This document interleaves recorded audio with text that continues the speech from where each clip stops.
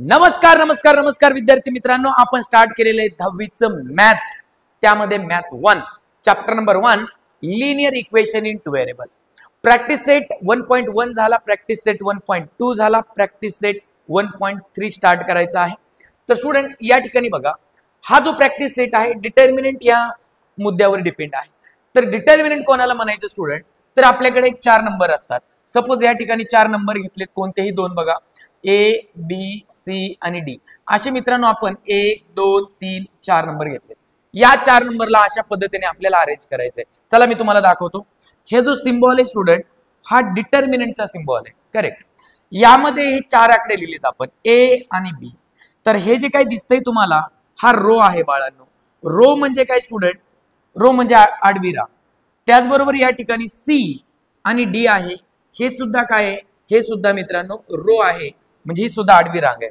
त्याचबरोबर स्टुडंट आता बघा, ए आणि सी म्हणजे हे ए आणि सी काय स्टुडंट? हे आहे मित्रांनो कॉलम, म्हणजे हा सुद्धा कॉलमच आहे. हे दोघ जण कॉलम आहेत. कळलंय सगळ्यांना? ओके. सो अशा पद्धतीने मित्रांनो यांची अरेंजमेंट असते. अशा पद्धतीने मित्रांनो यांची अरेंजमेंट असते. म्हणजे काय दिसतंय तुम्हाला? 2 रो आहेत आणि मित्रांनो 2 कॉलम आहेत. आणि हे जे काय आहे स्टुडंट, ह्या 2 लाईन्स, ते मित्रांनो डिटर्मिनंटचा सिम्बॉल आहे. येस. आता हा जो काही डिटर्मिनंट आहे, डिटर्मिनंटला आपण नाव देत असतो कॅपिटल लेटरनी. Capital A, capital B, capital C, capital D and so on. चला तर स्टुडंट या ठिकाणी एक एक्झाम्पल आहे, कसा सॉल्व्ह करायचा असतो डिटर्मिनंट ते आपण बघूया. ओके बघा. Okay, A is equal to determinant of 5 3 आणि 7 9 असे आपले इलिमेंट आहेत. त्या आतमधले जे नंबर आहेत ना, त्याला आपण इलिमेंट म्हणत असतो किंवा मेंबर म्हणतो. ओके, ह्याला सॉल्व्ह कसं करायचं बघा. असं मल्टिप्लाय करत असतो आपण. एक मिनिट, असं मल्टिप्लाय करतो आपण. सो 5 इंटू 9 मध्ये साइन मायनस आणि स्टुडंट 7 इंटू 3. ओके, सो हे 9 5 45 होणार, मायनस 7 3 21 होणार. मग या दोघांची सबट्रॅक्शन तुम्ही करू शकता. बघा, 5 मधून 1 गेले मित्रांनो 4 होतात आणि 4 2 गेले 2 होतात. म्हणजे आन्सर किती येतो? 24. तुम्ही सेपरेटली सुद्धा करू शकता. हे डिटर्मिनंटचं तुमचा आन्सर. समजले सगळ्यांना? सो हा डिटर्मिनंट, त्याचा आन्सर तुम्हाला किती? 24 भेटलेले. Okay correct. आता स्टुडंट प्रॅक्टिस सेट 1.1 मध्ये असे काही एक्झाम्पल आपल्याला बघायला मिळतात. बघा, डिटर्मिनंट ऑफ 3 2 4 5 आहे. कशी पद्धत आहे? 3 इंटू 5 3 इंटू 5 असे आहे, बरोबर आहे. त्याचबरोबर स्टुडंट 4 इंटू 2, सो इथं 4 आलंय म्हणजे इथं 2 येणार. स्टुडंट 3 इंटू 5 5 3 15 येणार आणि हे 2 गुणिले 4 8 येणार. 15 8 गेले 8 आणि 7 15 म्हणजे उत्तर येणार 7. सो हे झालं पहिलं एक्झाम्पल. कसं आहे? सोपं आहे ना? एकदम सोपं आहे. बघा पुढे स्टुडंट, या ठिकाणी आपल्याला काही एक्झाम्पल आहे तुमच्या समोर येत आहेत. पहिले एक्झाम्पल, दुसरं, तिसरं. फर्स्ट एक्झाम्पल आपण बघूयात. इक्वल टू हे -1 इंटू 4 मध्ये साइन मायनस 2 इंटू 7, -1 इंटू 4 -4, 2 गुणिले 7 म्हणजे 14, वजा 4 वजा 14 म्हणजे किती? वजा 18. सो हे मित्रांनो वजा 18 आले. करेक्ट. एकदम भारी. एकदम मित्रांनो सिरियस स्टडी करायचं आणि एकदम असं एन्जॉय मध्ये स्टडी करायचं. बिलकुल मित्रांनो त्याच्यामध्ये नाही का एकदम सिरियस आहे असं तसं काही नाही. एकदम मित्रांनो फ्री चालेल. आता दुसरं एक्झाम्पल सॉल्व्ह करू आपण. 5 इंटू 0 मध्ये साइन मायनस आणि हे -7 इंटू 3, -7 इंटू 3. बघा, 5 into 0 0 minus minus plus 7 3 21, so 21. Correct. Yes. आता मित्रांनो एक्झाम्पल नंबर 3 कडे जाऊ आपण. बघा example number equal to student, यामध्ये तुम्ही बघू शकताय हे नंबरला घाबरायचं नाही की बाबा नंबर न्यूमरेटर आणि डिनॉमिनेटरच्या फॉर्म मध्ये आलेत म्हणून. ओके, सो 7/3 मल्टिप्लाय 1/2 मध्ये sine minus 3/2 into 5/3. So equal to वरच्यांचं मल्टिप्लाय 7 1 7, खाली मल्टिप्लाय 3 2 6 मध्ये मायनस 3 5 15 आणि खाली मित्रांनो 2 6. डिनॉमिनेटर सेम होतं इकडे. 7 वजा 15 7 वजा 15 तर उत्तर येतं वजा 8 आणि आपण 6. आता स्टुडंट भाग तर जातो इकडे. 2 3 6 2 4 8 होईल. भाग देऊयात. 2 3 6 आणि बेचोक 8. आन्सर येतं -4/3. समजले सगळ्यांना? एकदम भारी. अशा मित्रांनो आपले डिटर्मिनंटचे एक्झाम्पल होते, एक्झाम्पल सॉल्व्ह केलेत. अजून काही एक्झाम्पल आहेत, तुम्ही त्याची प्रॅक्टिस करू शकता. ओके स्टुडंट, पुढे बघा. डिटर्मिनंट मेथड आहे. डिटर्मिनंट मेथडलाच आपण म्हणतो क्रॅमर्स रूल मेथड. मित्रांनो, ही जी काही मेथड आहे ही गॅब्रियल क्रॅमर या सायंटिस्टने शोधलेली मेथड आहे, म्हणून याला म्हणतात मित्रांनो क्रॅमर्स रूल मेथड. आता ही जी मेथड आहे डिटर्मिनंट मेथड किंवा क्रॅमर्स रूल मेथड, या मेथडचा उपयोग काय होतो? सायमल्टेनियस इक्वेशन सॉल्व्ह करायला. सायमल्टेनियस इक्वेशन सॉल्व्ह करायला या मेथडचा उपयोग होतो. मित्रांनो, सायमल्टेनियस इक्वेशन सॉल्व्ह करणं म्हणजे नेमकं काय असतं हे तर ऑलरेडी तुम्हाला माहिती आहे. आपण शोधतो मित्रांनो x ची व्हॅल्यू आणि आपण शोधत असतो मित्रांनो y ची व्हॅल्यू. येस, ह्याच्या आधी मित्रांनो आपण एलिमिनेशन मेथडचा उपयोग केलाय, ग्राफिकल मेथडचा उपयोग केलाय. आता आपल्याला क्रॅमर्स रूल मेथडने म्हणजे डिटर्मिनंट मेथडने सॉल्व्ह करायचंय सायमल्टेनियस इक्वेशन. एकदम सोपं आहे, विद्यार्थ्यांना एकदम आवडते मित्रांनो. क्रॅमर्स रूल मेथड त्यालाच म्हणतात determinant method. Okay, so x ची व्हॅल्यू शोधण्यासाठी क्रॅमर्स या सायंटिस्टने फॉर्म्युला शोधला dx/d आणि y साठी फॉर्म्युला शोधला dy/d. कळलंय सगळ्यांना?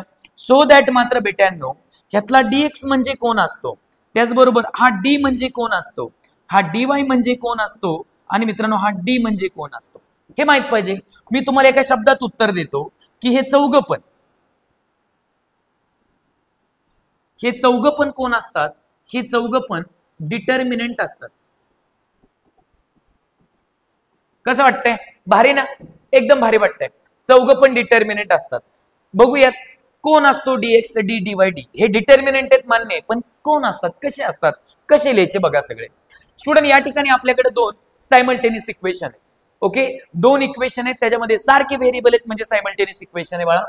a1x b1y. चला ठीक आहे. आता ह्याच्यामध्ये x आणि y हे व्हेरिएबल आहेत, बरोबर? येस. याच्यामध्ये तुम्ही बघता तर a1 x चा कोएफिशिएंट आहे, a2 x चा कोएफिशिएंट आहे, करेक्ट. त्याच्यामध्ये परत b1 y चा कोएफिशिएंट आहे, b2 y चा कोएफिशिएंट आहे, करेक्ट. यांचा जर आपण डिटर्मिनंट खाली तयार केला ना बाई, ह्याचा जर डिटर्मिनंट केला तर त्याला d म्हणायचं. म्हणजे कसं? a1 a2 याला म्हणणार b1 b2, करेक्ट आहे, एकदम भारी. आता स्टुडंट dx, आता dx कसा करणार आहेत बघा, मी याला रेफ करतो. dx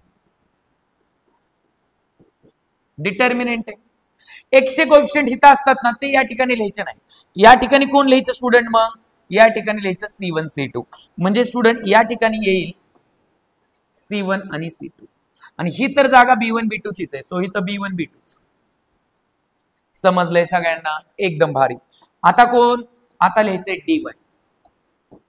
डिटर्मिनंटच आहे स्टुडंट. dy y चे कोएफिशिएंट इथं असतात की नाही? मग ही जे इक्वलच्या पुढचे ते तिथं लिहायचं.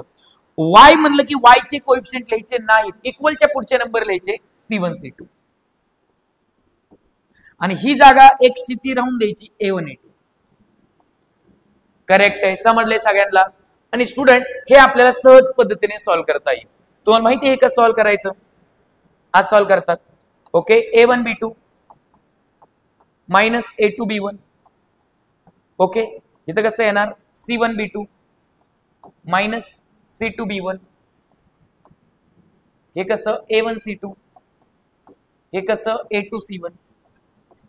स्टुडंट अशा पद्धतीने d dx dy आपल्याला शोधायचे आहे आणि या सगळ्या व्हॅल्यूज आपल्याला या फॉर्म्युल्यातून या फॉर्म्युल्यात टाकायच्या, क्रॅमर्सच्या रूलच्या फॉर्म्युला टाकायच्या, जेणेकरून आपल्याला x आणि y ची व्हॅल्यू मिळेल. आणि मित्रांनो आपण सोडवलं मग सायमल्टेनियस इक्वेशन, कारण की सायमल्टेनियस इक्वेशन सोडवणं म्हणजे तेच आहे, x ची व्हॅल्यू शोधायची, y ची व्हॅल्यू शोधायची, करेक्ट. चला काही एक्झाम्पल आपण सॉल्व्ह करूयात. सुरुवातीला प्रोसेस बघूयात. प्रोसेस तर तुम्हाला कळालीच आहे, ठीक आहे. प्रोसेस काय स्टुडंट? क्रॅमर्स रूलने म्हणजे डिटर्मिनंट मेथडने जर आपल्याला सायमल्टेनियस इक्वेशन सॉल्व्ह करायचे तर पहिला टप्पा असा आहे की दोन्ही इक्वेशन अशा फॉर्म मध्ये लिहून घ्यायचे, ax + by = c, करेक्ट. त्याचबरोबर फाइंड करायच्या व्हॅल्यू d dx आणि काय स्टुडंट? dy. परत म्हणायचं स्टुडंट बाय क्रॅमर्स रूल आणि फॉर्म्युला लिहायचा x = dx/d आणि y = dy/d. असे दोन फॉर्म्युले लिहायचे आणि x ची व्हॅल्यू आणि y ची व्हॅल्यू मित्रांनो शोधायची. करेक्ट. चला तर बघूया या ठिकाणी एक्झाम्पल सॉल्व्ह करू. Example number 1.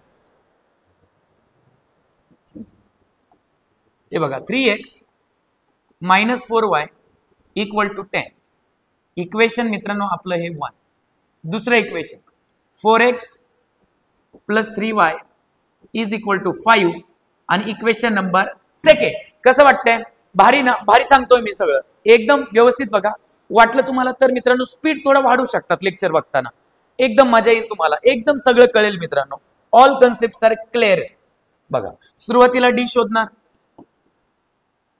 मग काय येणार सांगा? 3 4, त्याचबरोबर -4 आणि 3 शोधा. चला 3 त्रिक 9, 3 3 जा 9 मध्ये मायनस. ओके 4 4 जा 16, मग -16. 9 minus minus plus 16, 9 + 16 25, 9 16 25. So that हे आपल्याला भेटलं, हे 25 झालं. येस. आता आपण फाइंड करू dx. डिटर्मिनंट आहे. dx म्हणलं तर मित्रांनो x च्या जागी इक्वलच्या पुढचे 10 5, ही जागा तशीच व्हायची. -4 3 कसं मल्टिप्लाय? असं 10 3 जा 30, 10 30 मध्ये मायनस. हे 5 गुणिले -4 -20, 5 चौक 20 असतं. 30 मायनस मायनस प्लस 20 = किती? 50. Very good. एकदम भारी, एकदम छान. आता स्टुडंट डी झाला, dx झाला. आता आपल्याला dy शोधायचंय. सो dy कोण आहे? एक डिटर्मिनंट आहे. बघा कसं येणार आहे. आता dy म्हणलं तर y चे कोएफिशिएंट आपण लिहित नाहीत, इक्वलच्या पुढचे लिहितो. मग इक्वलच्या पुढे कोण आहे? 10 आणि 5 आहे. सो हे 10 आणि 5 येतं y च्या जागी. करेक्ट ना? 10 आणि 5. आता x ची जागा ती तशीच भरायची 3 4. सॉल्व करा. 3 गुणिले 5 15 मध्ये मायनस, 10 चौक 40 किती येणार आहे? -25. Very good. सो दॅट तुम्ही या ठिकाणी बाय डिटर्मिनंट मेथड टाकू शकता किंवा बाय क्रॅमर्स रूल. चला आपण नाव टाकू by Cramer's rule. Okay. x = काय भेटला? dx/d. किमती टाका. आता dx किती भेटलाय? 50 आणि d 25. सो 50/25, 25 दुने 50. x ची व्हॅल्यू भेटली. आता स्टुडंट y ची व्हॅल्यू dy/d. dy किती बघा? -25. d ची किंमत ऑलरेडीच माहिती आहे आपल्याला 25. 25 1 25 -1. सो आपल्याला y ची व्हॅल्यू भेटली मित्रांनो -1. मस्तपैकी नाव टाकणार आपण. आन्सर लिहिणार. द सोल्युशन इज x = 2 आणि y = -1. करेक्ट आहे? एकदम भारी. सो अशा पद्धतीने हे एक्झाम्पल आपलं संपलेलं आहे. ओके स्टुडंट बघा यामधील मी तुम्हाला पहिले एक्झाम्पल तर सॉल्व्ह करून दिलं. ओके त्याचबरोबर हे जे दुसरं एक्झाम्पल आहे, दुसरं एक्झाम्पल सॉल्व्ह करताना -4 या साईडला घ्या, म्हणजे याला स्टँडर्ड फॉर्म करा, याला पण स्टँडर्ड फॉर्म करा. चला दुसरं एक्झाम्पल तुम्हाला सॉल्व्ह करून देतो मी.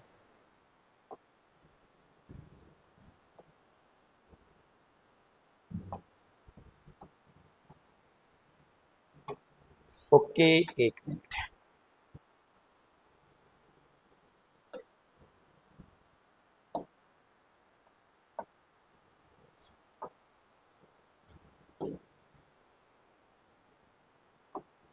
ओके स्टुडंट हे जे इक्वेशन आहे ह्याला आपण स्टँडर्ड फॉर्म करू सुरुवातीला. ओके आन्सर मध्ये बघत राहा स्टुडंट एकदम भारी मध्ये, किंवा तुम्ही स्पीड सुद्धा या ठिकाणी वाढू शकतायत. बघा 4x + 3y -4 पलीकडे गेला 4, हे झालं आपलं इक्वेशन नंबर 1. सेकंड बघा -5y इकडे आणा, म्हणजे काय होणार? 6x + 5y आणि इकडे या साईडला समोरच 8 आहे, त्यामुळे हे इक्वेशन नंबर 2. आता आपण लिहूयात d = चला तुम्ही सगळे सांगा d कोण असतं?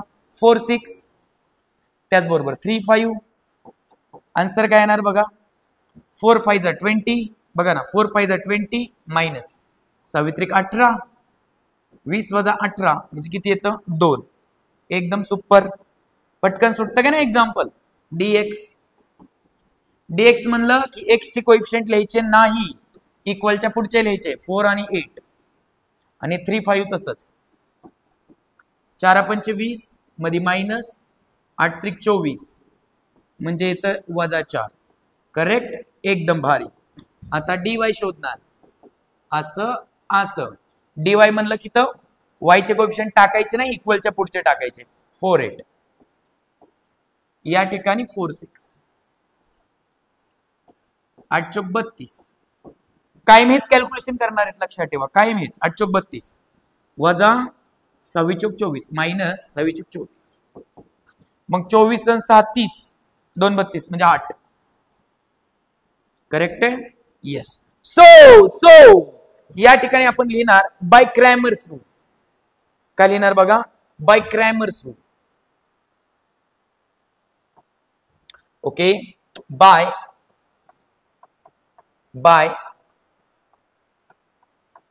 Cramer's rule. एक्स चा फॉर्म्युला काय स्टुडंट, dx अपॉन डी. बरोबर. dx किती शोधा, dx -4 आहे. करेक्ट आहे बेटा. समोर बघायचं डी किती आहे 2 आहे. 2 दुने 4 भाग जाईल 2 चा, सो येतं -2. करेक्ट. Very good. त्याचबरोबर आता y इक्वल टू काय, dy upon D. So dy काय, dy 8 आहे. डी काय स्टुडंट, डी किती आहे बघा 2. 2 4 जा 8, आन्सर आलं 4. सो ही झालं मित्रांनो y ची व्हॅल्यू. करेक्ट एकदम. x ची व्हॅल्यू भेटली आपल्याला, y ची व्हॅल्यू भेटली. मस्तपैकी आपण नाव टाकणार आन्सर आणि लिहिणार the solution is x equal to -2 आणि y is equal to 4. So अशा पद्धतीने मित्रांनो तुम्हाला दुसरं एक्झाम्पल सुद्धा सॉल्व्ह करून दिलं. किती सोपं आहे बघा तुम्ही. चालेल, पुढे जाऊया आपण. या ठिकाणी मित्रांनो पहिलं दुसरं एक्झाम्पल सॉल्व्ह करून दिलंय. तिसरं तुम्ही करा आता. चौथंही तुम्हाला येईल, पाचवंही तुम्हाला येईल. हे 3 4 5 तुम्हाला होमवर्क आहेत, लक्षात ठेवा. 6वं एक्झाम्पल मित्रांनो परत मी करून देतोय तुम्हाला. Example number 6.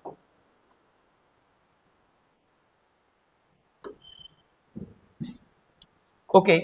पहा सगळे. 2x + 3y = 2 equation number 1.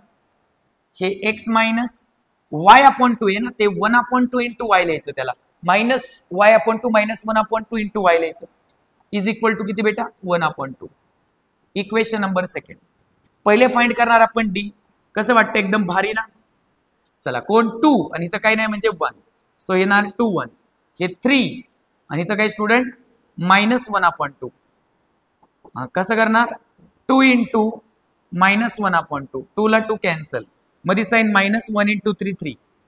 So -1 -3 answer येणार -4. कसलं सोपं आहे बघा. परत स्टुडंट dx म्हणलं की x चे कोएफिशिएंट लिहायचे ना, इक्वलच्या पुढचे लिहायचे 2 1/2. y ची जागा 3 -1/2 म्हणजे लिहिणार 2 इंटू -1/2 मध्ये मायनस, परत 1/2 इंटू 3 इक्वल टू, कोण कॅन्सल होईल रे, 2 ला 2 कॅन्सल.